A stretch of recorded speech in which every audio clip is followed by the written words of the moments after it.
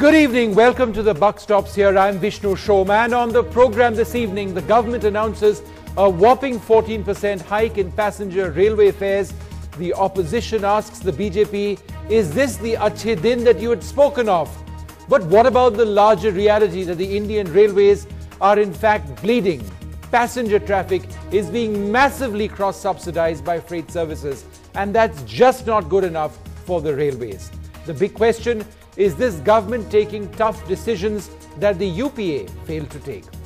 Also coming up, Iraq's Prime Minister is sectarian. He must be held accountable.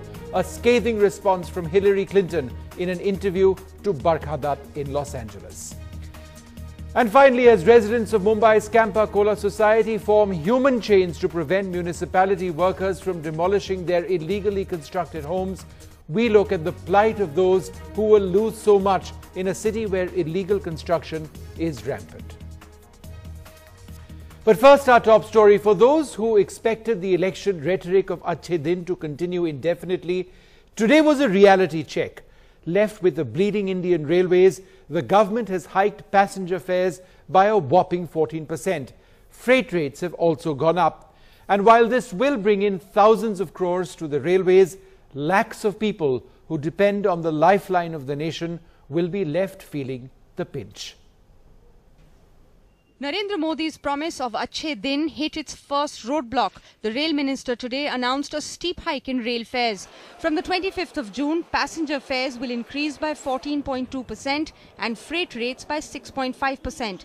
The hike in passenger fares could bring nearly 6,000 crore rupees to the railways. According to estimates, the railways has notched up losses of close to 26,000 crores on account of passenger travel. 2 दिन पहले संकेत देते हैं कि हाँ जी हम किराया increase करेंगे, लेकिन 2 दिन के बाद डिक्लेयर होता है हाँ जी 14.2% किराया जो बढ़ा देते हैं। ये अच्छे दिन आने वाले नहीं, ये तो और ज्यादा बुरे दिन आने वाले हैं। बिल्कुल सही है और खोखला करके उनको दिया गया है, इसलिए जो है उन्होंने 14% बढ़ाया है। बढ़ाना उनकी मजबूरी है। As India dealt with the shock of the first major hike in a decade, the Modi government tried to justify its decision. I have withdrawn the order of withholding the fare and freight revision done by the previous government. Today I signed that order. It will come into effect on 25th. Hiking train fares is an unpopular decision, also viewed as politically risky. In fact, the proposal to hike fares was first mooted by the previous UPA government but was put on hold with an eye on the elections. Today, the Congress conveniently forgot its own proposal and demanded a rollback. आज हम लोग उनसे पूछना चाहते हैं कि जिस communication gap की बात मोदी साहब 2012 में कर रहे थे, क्या आज भी वही कम्युनिकेशन गैप है जिसकी वजह से रिकॉर्ड हाइक आज तक के इतिहास के अंदर पैसेंजर्स के भाड़े के अंदर करी गई? And totally we condemn it. We demand its reversal. Narendra Modi ji की सरकार ने पहला आज तोप चलाया है देश की जनता के छाती पर, गरीबों के। The hike in fares could also impact inflation. Government sources say that there was little option but to raise fares to help modernize and expand the railway network. Prime Minister Narendra Modi had warned about the bitter pill, the need to increase resources and decrease expenses. That's exactly what he's done just days ahead of the budget with this announcement. He has, of course, also said there's a need for tightening the belt. It hasn't gone down well with the Aam Aadmi or the opposition, which is questioning the aache din ahead. In New Delhi with camera person Sanjay Das, Siddharth Pandey and Bureau Inputs, Bhairavi Singh for NDTV. Well, what is this all about? Is this in fact going to be the first of several tough decisions taken by this government? There is no doubt that the Indian railways have been bleeding. Passenger services have been cross-subsidized from freight services now for a very, very long time.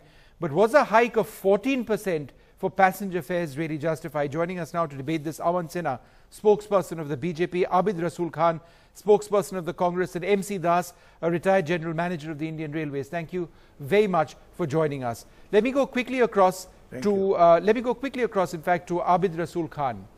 Mr. Khan, let's face it, this was a decision that had to happen. The Congress government, the UPA government couldn't take that decision in an election year, and yet you still seem it fit to criticize the BJP for taking this decision. It was inevitable. Vishnu, there are two issues. One, the turnaround that Mr. Modi has done. when we wanted to hike the fare, he had written a letter to us strongly demanding us to not do it, explaining that he would lose about 17,000 crores in Gujarat itself on if the price is hiked. Then, and he turns around and does a hike. Okay, fine. If the whole concept of his election speeches saying that I will do more governance, I will try to cut down on the costing, I will reduce the sizes of the ministry, I will try to make the people work.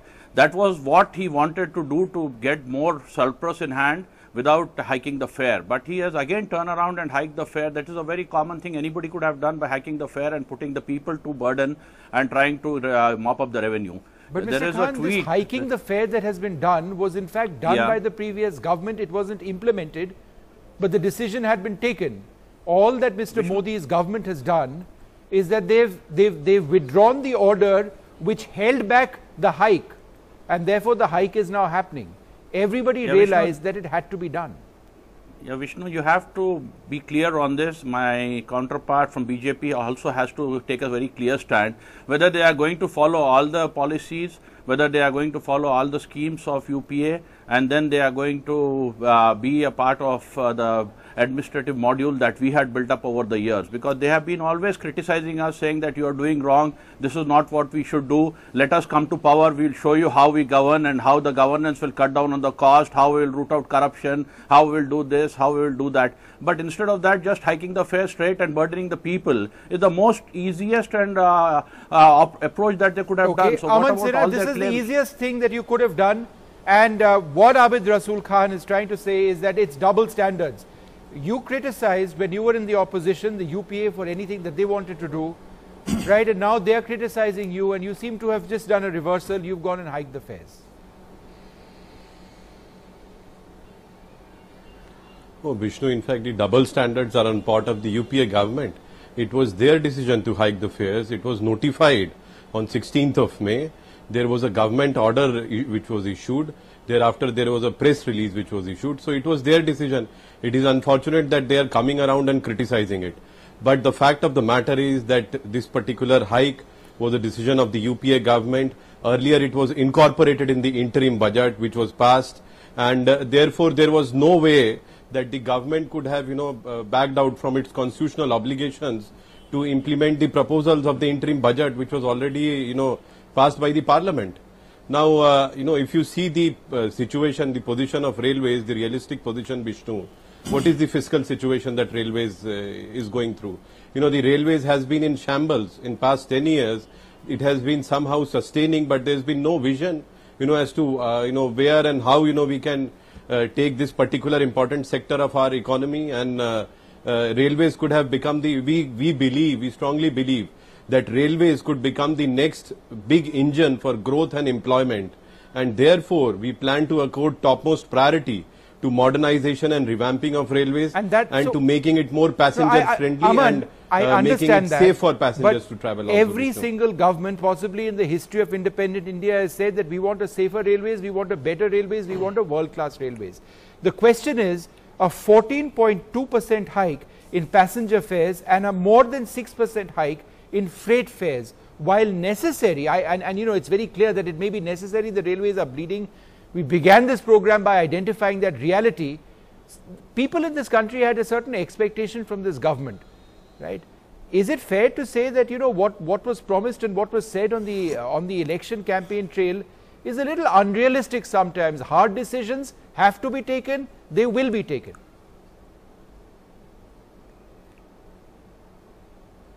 No, absolutely, I agree, Vishnu. No, the government has to take long-term view of everything as to what is there in our long-term interest. We cannot lead to a situation where there is a breakdown of the railway infrastructure.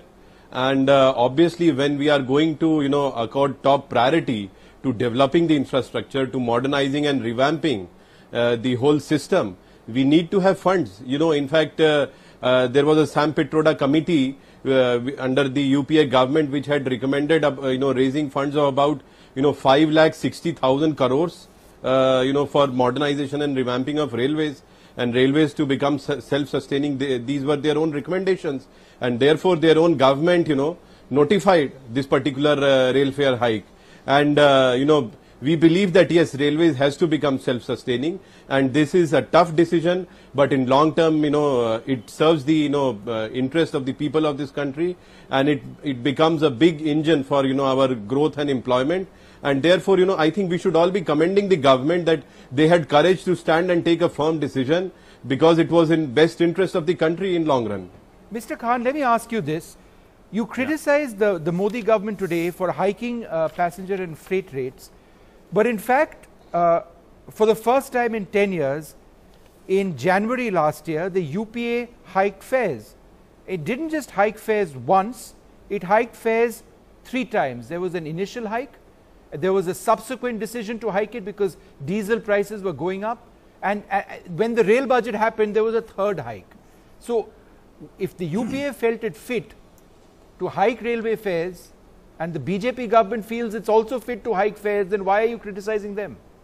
Vishnu, there are 2 issues in this. First of all, UPA hiked the fare at the last of its stage, when after 10 years they could control the fares and they could give the relief to the commuters. And that fare hike, as far as I know, is only limited to the freight and not to the passengers. As a matter of fact, we came down on and gave many benefits to the passengers, including better transport facilities, better facilities in the train. No, let me complete. No, let me complete. I didn't interrupt you. I didn't interrupt you. Let me complete. You can. No, you can correct me later. Right. Let me complete. But I am just saying that it was notified in your government order itself, Rasool. Yeah, I am coming to that. Secondly, you are taking the stand that it was notified, it was a constitutional obligation we had to do. So on that point, I would like to say that there are a number of things which we have done, which you are trying to reverse within the first month after coming back to power, and number of things you have promised, because of which the people of this country have voted for you. Mr. Khan, it was passenger fares which were hiked on 3 occasions by the UPA government from January last year. Not to the extent of 14%, not to the extent of 14%. But it happened 3 times, sir. Yeah, but it was only for the first class, it was only for the upper class, not the common man. 14% was your recommendation, your proposal, and it was passed by the parliament. That's what I need a commitment from you on this channel today, that if you are going to follow all our recommendation and all our policies, then definitely I don't need to talk about it. I can just keep quiet and then you can accept it. No, why should you give me a commitment? Rasool are you going to follow all the policies that we have done? Between an interim budget which was passed by the parliament and other policies. This was an interim budget which was passed by the parliament. Sir, it becomes a constitutional obligation of the government in office to follow whatever you cannot have double standards and say that we will accept this, we will not accept that. We will sack the governors, we will not do this. I'm sorry, let's not mix up issues on your part. But Aman Sinha, let me you tell me if you are going to criticize this decision. Vishnu, he has asked me 4 questions. Let me ask one. Okay. If you are not there with this decision, please tell me whether your earlier decision was wrong of hiking this by 14.2% or this decision is wrong. Please tell me which decision is wrong. And if it was your decision, why are you criticizing it? And if you are criticizing it today, why did you pass it on 16th of May? Why did you notify it? Okay, this is the double standard and hypocrisy. No, it's not a double standard. It was a proposal to hike, not to 14%. It was a proposal to hike. At that stage of proposal, I would like to put a question to you. It was Mr. Modi notified. Write a letter? Please did not see, Mr. Modi the write a government letter order strongly is there. objecting to the I hike, also have a copy saying of the that government Gujarat order. Will suffer. The people of I Gujarat have a will copy suffer of the by government 14,000 order. crores. 16th of even May. I have a copy here. Even I am reading from a copy. It's not that I am not prepared for it. But the point here is, did Mr. Modi not object to it? Did he not write? If you are yourself agreeing that there was a government order, what is there to fight about? You are admitting that there is a government order. No, I am saying that whatever proposal the UPA had made was in the interest of the country, and at that time we had not decided to hike the rate to 14%. But Mr. Khan, why do you say that the BJP is taking this decision? It's not as if this decision to hike is against the interests of the country. I think you are absolutely incoherent. Which one? No, Mr. Okay. There was a GO issued by the Railway Ministry on 16th of May, and that compelled, the Railway Minister to say that no, for the time being, please keep it pending. So how can you, get away from the fact that there was a GO which was issued? Okay, fine, you have admitted okay, all right. That is what governance we can what governance is. Once gentlemen, there is a government order which has been issued in pursuance to your interim budget this proposal. Is what governance is. The government has to decide what is in the interest of the people and stop anything. I'm sorry to say this is hypocrisy. Let's just wait. Let's just wait. Abid Rasul Khan and Aman, just wait. Let me edge in sideways over here to ask a question every now and again. Aman, let me ask you this, because the phrase double standards came up. One of you used that phrase, double standards. But let's look at March 2012, right? The Gujarat Chief Minister, then Narendra Modi, wrote a letter to the Prime Minister against the railway fare hike. A fourth letter in 2 weeks, and a quote from the letter: withdraw the immediate 20% hike in railway fare imposed on public just before the railway budget. The point is that if you are in the opposition, you accuse the government whenever the government has to make a tough decision. Yesterday the BJP did it, today the Congress is doing it. It's the same politicizing of a financial matter. No, Vishnu, you have asked a pertinent question, but there is a distinction. And the distinction is that in this particular case, the interim budget has already been presented and passed by the Parliament. And therefore, it is not, you cannot equate both the cases. This is a case where interim budget has already been passed by the Parliament and we are just following the obligations. It is not as if that before railway budget, we are making some kind of, knee-jerk announcement or something of that sort. And therefore, Mr. Modi's point at that point in time, Prime Minister's point was very much valid. However, in this particular case, the interim budget proposals have been passed and all the calculations have been made on basis of the hike, which has been implemented from today, and therefore it is not open for anyone to argue on this line. Okay, let me go across to MC Das, a retired general manager with the Indian Railways, who's been listening to this very, very patiently, and I apologize for coming to you late. The railways are, whether we like it or not, an extremely politically sensitive topic. But let's move away from politics for a while. One way or the other, with this hike in passenger fares, it seems that the railways could mop up to 6,000 plus crore rupees. How is this money absolutely essential for the basic things that we are looking for, the safety of passengers and the efficiency of operations? The first thing I would like to say is, without going into the politics, what is railways, many people of the country do not know about it. Number one, the government does not pay a single pie to the railways. Whenever anyone talks about the railways and start blaming them, they should know very well, railways must run on their own money. If at all we take some funds from the government of India, we pay it back in the dividend form, number one. Now you say railways is the national stream and all the economy of the country depends upon that. Unless the institution which earns you money, if you feed it, if you cannot feed it, how you can get it, number one. Number two, the railways in the last budget have told very clearly they are on the loss of 24,600 crores of rupees. Next point is, you have not been raising the fares for the last so many years. What is the cost of the steel? What is the cost of the diesel prices? And arising out of the 5th and 6th pay commissions, what was the burden on the railways to pay the people back? Number one. The next point is, now what is that we are trying to do? Always, if you see the earnings of the railways, from the first class and AC sleepers we get hardly 2.52%. And from the AC 3-tier, including that, sleeper class and second class people, they get 70% of this one. Others 17%. That means you do not try to earn the money where you need and you are trying to blame the railways. Next point. You are entrusting to the railways to carry coal, iron ore, fertilizers, salt, fodder, all sorts of things which are not economical the road. Now you never bother about that, let the roads also take over. Next point. At one time I remember 80,000 crores have been given to the road development. Railways have been begging you, the government, whoever it is, politicians, I am not bothered, whether it is BJP or Congress. Has anyone gone into the basics of the railways functioning? And each minister comes, sorry, I am not particular with any one minister, each minister comes and dumps the money there. After all, there is a rate of return for any investment that we make in the railways. Yes. Now, has any minister, has any prime minister, or the parliament has gone into question and questioned the government, why the return has not come? How many thousands of crores have been sunk in Bengal? How many are sunk in Bihar? I mean, I'm not particularly blaming any minister or anyone. Sure. But the railway system itself, there is no father to look at it. And it is Mr. Das, I think you raised some very, very important points. And you've summarized, in a sense, the problems that the railways face. One way or the other, there is a hike which is taking place.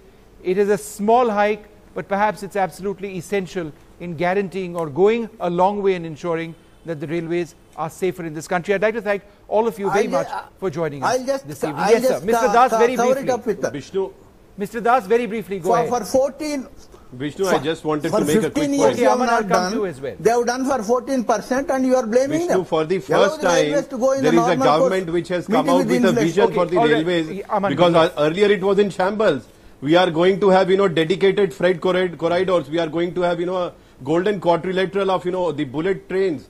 And, all these facilities are going to be, reality very soon. And we need funds for that. We need to be realistic. And I'm sure, this is a government which has got emphasis, which has accorded top priority to, modernization and revamping of railways. And you will see, things taking shape very soon. Okay, very soon. Let's hope that actually happens. I'd like to thank all of you for joining us